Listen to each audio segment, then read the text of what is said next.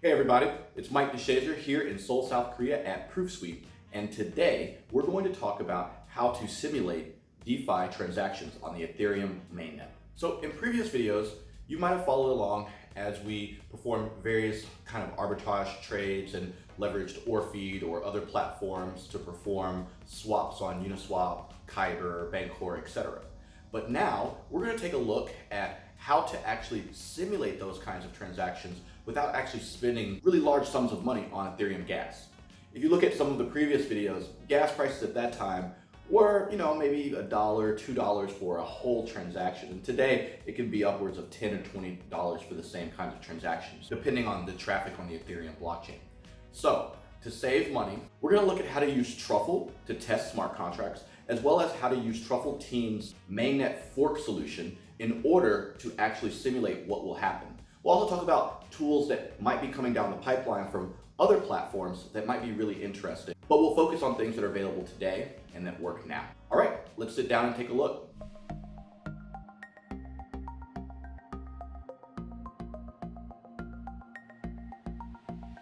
Alright, in this video, we are going to be deploying a smart contract like this. This contract is actually a token that has a number of vulnerabilities inside of it that can be used maliciously, which we went over in a previous security tutorial. But what we'll be doing is we'll be running a test on it on the mainnet. And the reason for this is because gas is so high to get an Ethereum transaction through, and we want to deploy our smart contract, and we want to read data from, for example, we'll be calling get answers, which is simply a function which calls the synthetics smart contract here and uses bytes, which represent, for example, this is SUSD, and this is S or synthetic Ethereum, and a certain amount of it, and it has to actually connect to a smart contract on the blockchain. So this synthetics contract, if you called this on, for example, the Rinkeby or Robson testnet, it wouldn't work because this smart contract is live on the Ethereum mainnet. Often, when you're dealing with DeFi contracts like synthetics, Curve, Uniswap, etc., they exist on the mainnet. They might have a testnet counterparty, but the mainnet is really where everything lives, where all the liquidity lives. And if you want to test how much money comes out of something, or what happens when you do something, or how much gas you're going to spend, you need to test with the mainnet. And we've noticed this is a big problem that people run into when they're testing their smart contracts. So we're going to call this synthetics contract through this function in our contract. This could be, for example, a smart contract that is tied to the value of a synthetic asset. We're going to use Truffle and run a simple test. We're going to import the smart contract, and all of this code is on GitHub, and you can find the link down in the description. But this video is meant to demonstrate how to run the test, get data, as well as create a transaction and see what happens. So what we're going to do is we're going to see the before rate, or before we set the answer, is going to start at 0. We're going to make the call to get answers, and it's going to call synthetics, and we're going to print out the answer. Additionally, we're going to see who the owner of the contract is, which should be us, and we're going to transfer value, this number of tokens, to this address, and we're going to ensure that our balance updates. This is a simple smart contract that requires mainnet connectivity. So let's talk about what's needed. Personally, I use Truffle Teams. It's a platform by which you can create mainnet forks. You can say new sandbox, create a name, click enable forking, and what that allows you to do is say, okay, I want the mainnet, or check a testnet, but you say fork from the latest block. And what this does is it gets the latest Ethereum state and allows you to manipulate that state. And then you click confirm. And this is a new tool, so it can be a little janky from time to time, and we'll go over some of that jank that you might experience when you're doing this. But then you click View Edit once it's created, and you'll get a mnemonic phrase that you can use, and this is your private key, and this comes with a lot of Ethereum attached to it. So, for example, if you don't already have a lot of Ethereum in your MetaMask or in a Ethereum wallet, this has, I think, 1,000 or 10,000 ETH that you can use in a testnet environment. So I'll use this in the code that we'll see in a moment, and I'll click on Truffle Config. Now in Truffle Config, we set a number of things. One, we import the HD wallet provider, which we'll need to actually connect to our account, etc. And I'll put in the endpoint, the RPC endpoint that they gave me, and I'll paste in that private key that they gave me. So for example, this is another one that I'm already using, but you'll just paste that in there like this. If you fork this GitHub repo, you won't see this value. This will be a hidden value, but you'll need to update this for this to work for you. And you'll leave all of the other parameters the exact same. And you'll have the timeout set to here, and I find that this is really needed in order for this to work. Archive nodes can be a little weird to use. If you don't want to pay the $29 a month that Truffle Teams charges, there is an alternative which is called Archive Node. It was created by DeFi Dude and Mystic Ryujin, and these guys created this platform, and you can request node access, and this will give you an archive node. You'll get an email back from them, and it'll have your key. If you try to copy this key, it won't work. I actually went into the console and edited this so people can't steal my archive node key. But you'll get an email like this. They're great guys. They'll send that over to you. But Truffle Teams, I find, is also very reliable and has a number of other things that you might need if you're deploying and testing a smart contract and you have DeFi connectivity. So you'll paste that in. You'll paste in your private key. Additionally, this can just be the private key, the number and letter values that you can get from your MetaMask simply by going over to here and selecting View Account Details and clicking Export Private Key, putting your password, exposing your private key. You can paste that right over here as well. And if you're using an archive node and you already have Ethereum in your wallet at the block that you're forking from, you can just paste that in here and paste in your archive node URL here, as well as up here in development. Once you have those pasted and that's running, you can go to the URL in the description of this video and you can fork this. You can open up your terminal.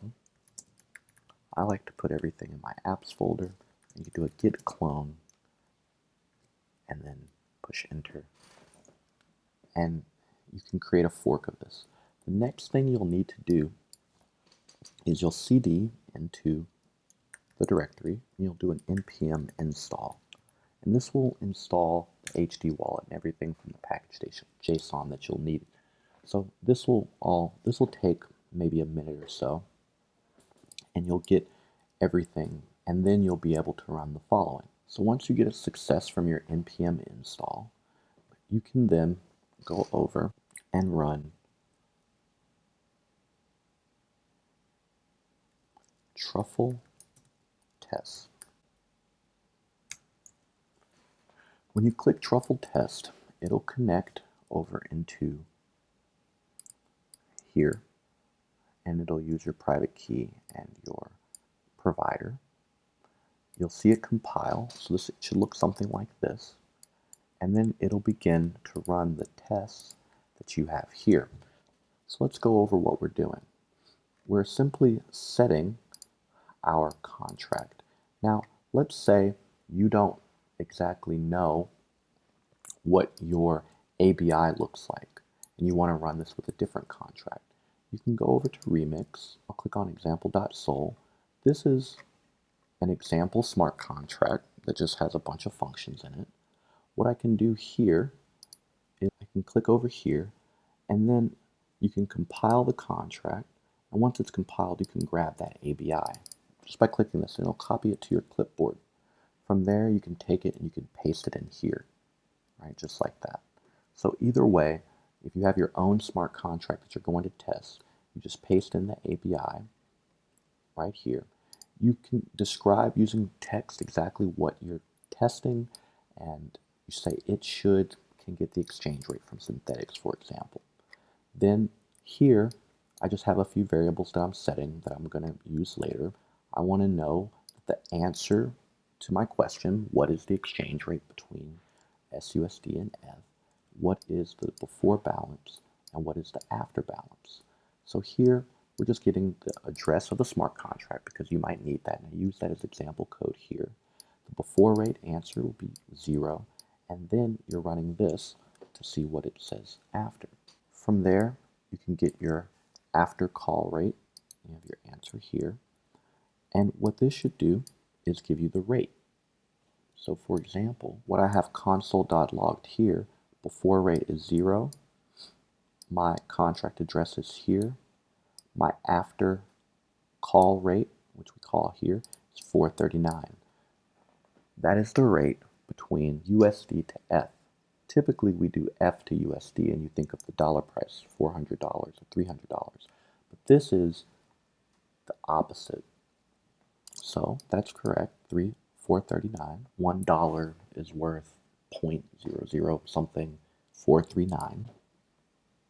And then I have the owner of the contract. This is the address that's tied to the private key that I set in my truffle config. And then I have my before balance, which is set to this number, total supply, and the constructor of this contract, the message.sender, gets the total supply. And then after balance, 9999, because I transferred over here, I do a transfer, coin.transfer. And when you're calling, you don't do the dot call. It's kind of funny, you're calling the function, but this is for constant functions or just reading methods. And this is for execution methods. So coin.transfer to this address, this number, and then I get the after balance and I console.log it.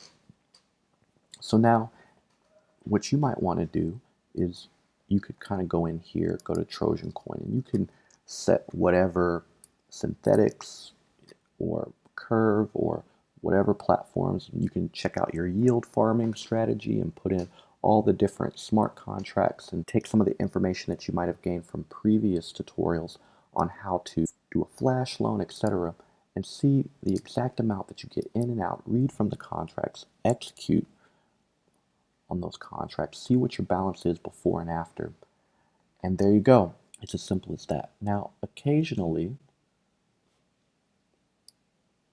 you'll get something that looks like this when you run it. So I just ran that, and it compiled, and then I got this timeout.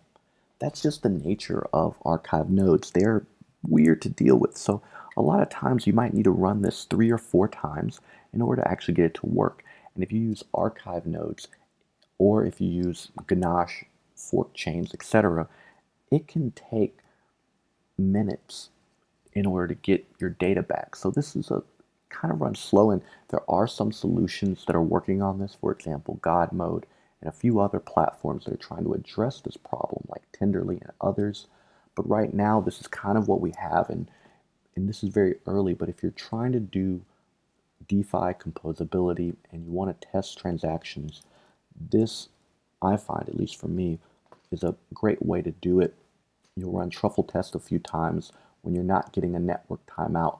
You can also run your own archive node, and that is an additional way to do this. Run your archive node. It takes about 400 gigs or so, but you can connect to your own node. It's a little expensive to do so, but it is possible. But look here, now it's working. Additionally, you can take your archive node URL or your fork chain node URL, and you can actually add it in. So I have T Sandbox. You can go over here, you can click Custom RPC, create a name, paste in the URL that you have from over there, and then click Save, and then you can actually connect in your fork node and then go around to different DeFi platforms testing out what would happen if you did do a certain thing. All right, so there's a quick tutorial on how to do simulations on the Ethereum mainnet when you're dealing with DeFi apps and want to work with composability. Hope this video was useful.